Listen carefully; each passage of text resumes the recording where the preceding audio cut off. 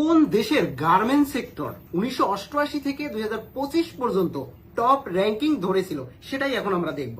আর এর মধ্যে বাংলাদেশ থাকবে কিনা?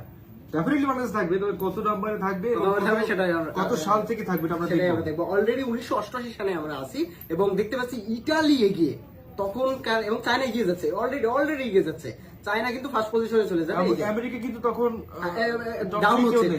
ডাউন হচ্ছে আমেরিকা এবং হংকং।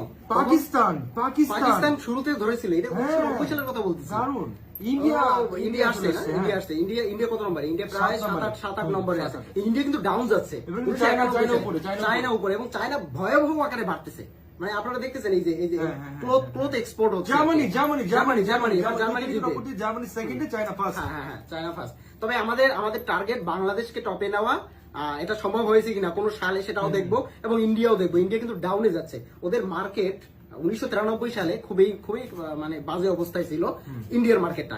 ইটালি আমরা জানি, আমরা শুরুর দিকে দেখেছি ইটালি টপে ছিল এবং ইটালি কিন্তু ওঠার চেষ্টা করতেছে, কিন্তু চায়নার ধারে কাছে কেউ নাই।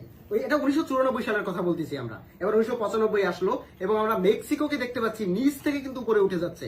আর ইউএসএও কিন্তু আস্তে আস্তে ওদের এটাকে বাড়াচ্ছে, চলে আসছে। আর মেক্সিকো কিন্তু বাড়তেছে, দেখছো?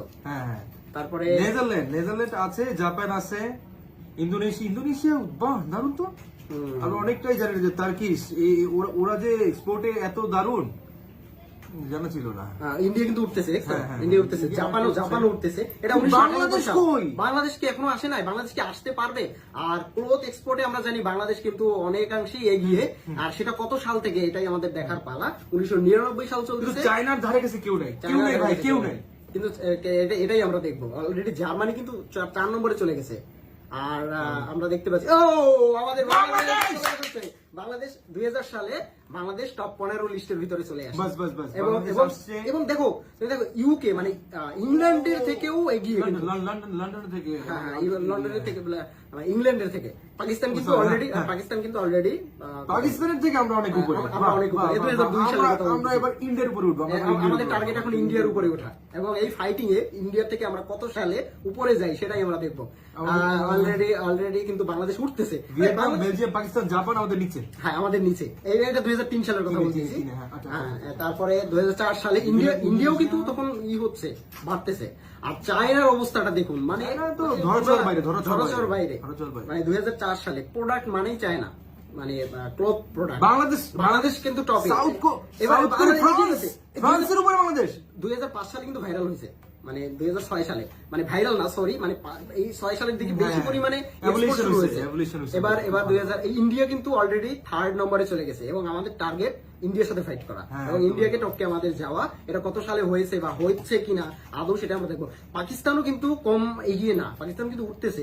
2008 সালের আমরা দেখতেছি। পাকিস্তান তো বরাবর ছিল, অনেক আগ থেকেই ছিল। বাংলাদেশ কিভাবে আমেরিকার উপরে, বাংলাদেশ 4 নম্বরে, আমেরিকার উপরে, জার্মানির উপরে। এটা 2009 সালের কথা বলতেছি এবং 4 নম্বরে। তখন কিন্তু চায়না আরো বাড়তেছে, ধরাছোঁয়ার বাইরে। এবার তুর্কি উঠে গেছে, এবার ইউএসএ উঠে গেছে। তবে এটা তিনটা কিন্তু একদম আমেরিকার উপরে, আবার এবার কিন্তু 4 নম্বরে। এবার আমরা উপরে যাবো। আমাদের টার্গেট ইন্ডিয়ার উপরে যাওয়া এবং 2011 সাল চলতেছে এখন। 2011 সালে ওই পাকিস্তান অনেক নিচে, তারপরে থাইল্যান্ড, নেদারল্যান্ড, এগুলো নতুন করে Cambodia, Pakistan, South Korea, Italy, Bangladesh জবরদস্ত টক্কর। তারপরে এদিকে আমি একটা জিনিস দেখাই, ইন্ডিয়া, ইতালি, বাংলাদেশ, ভিয়েতনাম আর তুর্কি, এই সবগুলো কিন্তু প্রায় সেম, একদম 30-29 এর পাশাপাশি। চায়না ধরাছোঁয়ার বাইরে 2014 সালে অসুবিধা নেই, আবার ভিয়েতনাম উঠে গেছে হঠাৎ করে। 2014 সালে ভিয়েতনাম উঠে গেছে এবং এবার ইন্ডিয়াকে টপকে এই ফার্স্ট 2015 সালে আপনারা দেখতে পাচ্ছেন যে ইন্ডিয়ার উপরে বাংলাদেশ এবং 2016 মনে রাখুন 2016 সালে নাম্বার 2। চায়নাকে আমরা যদি বাদ দিই তাহলে আমরাই কিন্তু ফার্স্ট এবং 2016 সালে এরা কিন্তু একটা ভিয়েতনামের সাথে ফাইটিং করছে বাংলাদেশ। ইন্ডিয়া থেকে উপরে, এটাই আমাদের এনাফ, আর কিছু লাগবে না। 2017 সাল 17 ভারত চলতেছে। পাকিস্তানের উপরে আছি আমরা। হ্যাঁ, পাকিস্তান অনেক নিচে, পাকিস্তান অনেক পাকিস্তান নিচে। এবং আমরা কিন্তু এই যে বিলিয়ন ডলার মানে এই যে ডলার গুলো দেওয়া রয়েছে, আর ভিয়েতনাম কিন্তু এগিয়ে যাচ্ছে। আর এদিকে ইন্ডিয়াটা কিন্তু একটু বাজারটা কিন্তু থমথমে। অনেক অনেক কম আমার অনেক কম, আমাদের থেকে ডাউনে অনেক যাচ্ছে কম, কিন্তু, অনেক ইন্ডিয়াটা ডাউন, অনেক যাচ্ছে। ডাউন, অনেক 19 তারপরে, 19 চায়না, ভিয়েতনাম, বাংলাদেশ টপ 3 তারপরে এই যে উঠবে 2020 সাল। Yes! টপ 2 এই করোনার সময়। টপ 2 করোনার সময় টপ টু Top two। এবং বাড়তেছে এবং বাড়ছে। তবে ইন্ডিয়া কিন্তু ওই জায়গাটাই আছে। এটা 2021 সালের কথা বলতেছি এখন। অলরেডি ভিয়েতনাম আর বাংলাদেশের মধ্যে এবার ফাইট হবে, কিন্তু চায়না মানে আরো বাড়তেছে, অনেক গুণে বাড়তেছে। ওরা অন্যরকম একটা। কিন্তু আমরা দেখতে পাচ্ছি পাকিস্তান কিন্তু কম না। পাকিস্তান তো 2023 সাল। আমেরিকাকে টপকাবে খুব মনে হচ্ছে, খুব মনে হচ্ছে। 2023 সাল পাকিস্তান খুব ভালো পর্যায়ে আছে, খুব ভালো পর্যায়ে আছে পাকিস্তান।